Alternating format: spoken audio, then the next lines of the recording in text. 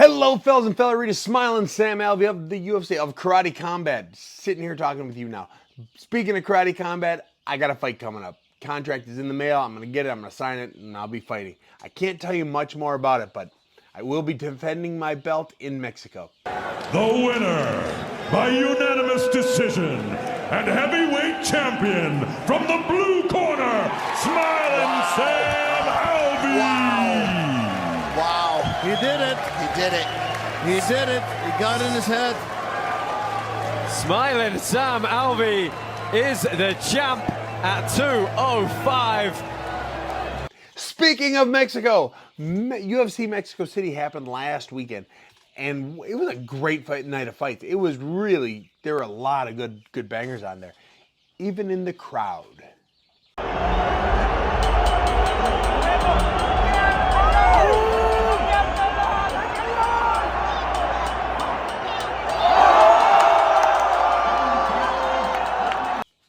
Now, that crowd fight happened, and it's always fun. Like if you're in the audience watching it on TV, say, "Oh, that's kind of funny. Oh, those guys. Oh, those wacky guys."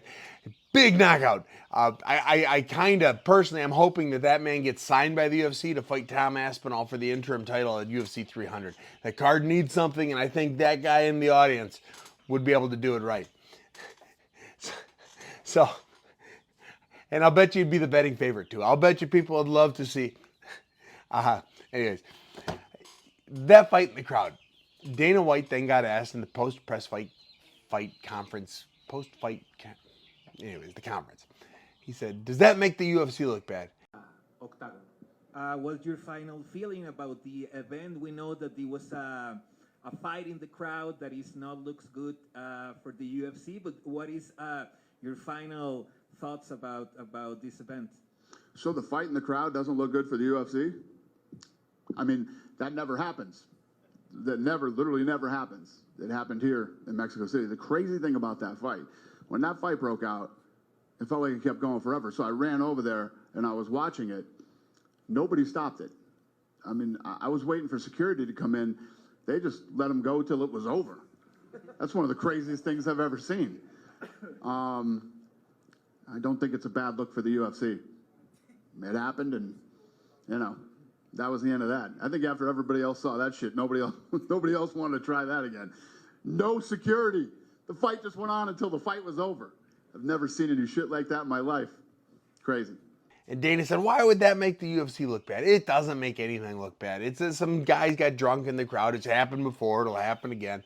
But he said the wild part is security never stopped anything. It just kept going. As a matter of fact, I ran up and watched it, and security didn't do anything about it. I thought that was funny.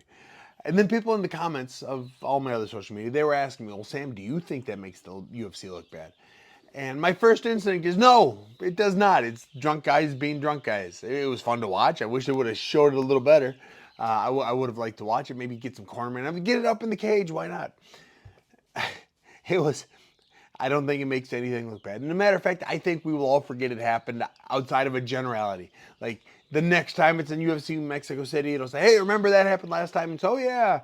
And then that'll be the end of it. And then 10 years from now, say, "Hey, I think there's a fight." Yeah, there might have been. Kind of like there was a fight in Brazil. And I don't remember who it was. It might have been Yair Rodriguez. The crowd was pouring beers on him as he was leaving the arena. You kind of remember it happened, but you don't remember the specifics of it. So that's kind of where that is. That would put me with the Mexico City brawl. And then I got to thinking even more. The amount of fights that have happened in MMA in general, in the crowd, has diminished significantly.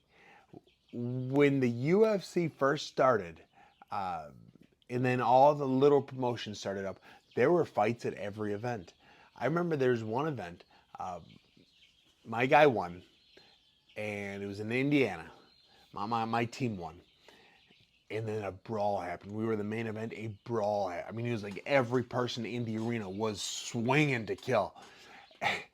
And so my Uncle Steve, and his guy, Kyle was his name. I don't remember his first name, but Kyle. They ran over, they closed the cage door and locked that bad boy as best they could. And then they said, we ain't leaving until this settles down. And people were jumping over the cage, and my Uncle Steve and Kyle, they were knocking people out, just knocking them down. And it wasn't wave after wave, but it was like 2 or 3 guys jumping the cage, boom, boom. But my Uncle Steve, he sat there and he defended the cage. I have been to places where there have been fights in the audience during the fight in the cage. I've never been part of one, but I've seen them all the time. It used to happen. And now it doesn't happen anymore. Now you get to go to a fight and you get to watch a fight.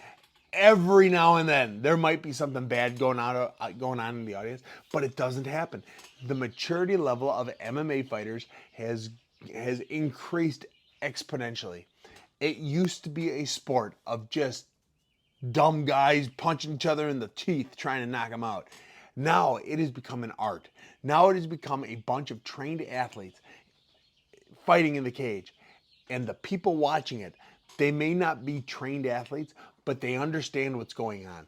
They understand when it goes to the ground what's going on. They understand what a setup jab is going to be. They understand stuff. And with the added intelligence of the crowd, they've stopped fighting. And I got a chicken in here.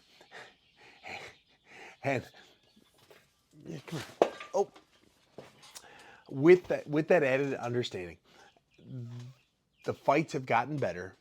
The audience enjoys them more, and there are less fights in the crowd.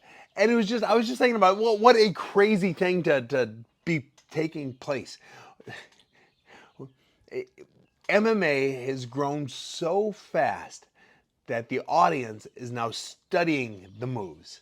And they're all looking up because you can't see through the cage, but they're all looking up. They are studying what's going on while it's happening. They're discussing with their friends as they're drinking their beers and their nachos. Oh yeah, look at that. The reason he's setting this up. Oh, get the takedown.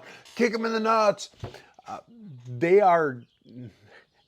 The fan intelligence has gone exponentially higher, and it's so much fun to see. You listen to the crowds back in the day. You listen to the people talking, oh yeah, if I was younger, and it's blown by them. To be an MMA fan, a true fan, you have to understand what's going on. And once you understand what's going on, it's kind of like cage fighters, the good ones, they don't fight outside of the cage. Unless someone's paying them to fight, they don't fight. Because we've become more intelligent. We understand that it hurts to fight, it hurts to win, it hurts to lose.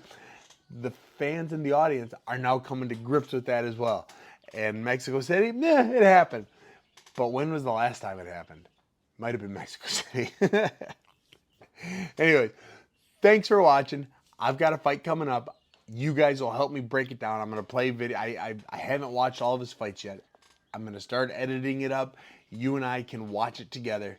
And I'm going to take your advice on how to beat this guy. I wish I could tell you. I can't yet. But it's coming. Fighting in Mexico. Defending my belt. I am the greatest karateka in the world right now, and I'm going to maintain that level of prestige through this next fight. Thanks for watching. I'm looking forward to seeing you all soon, and have a good one, guys.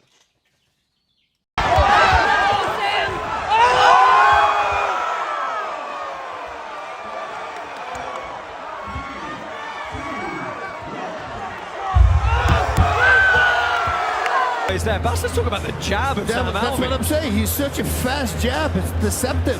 It's almost like he's acting sometimes like he's not that fast, and suddenly, pop! And the jab comes out. He wants you to believe that he's slow and sluggish, but he's not,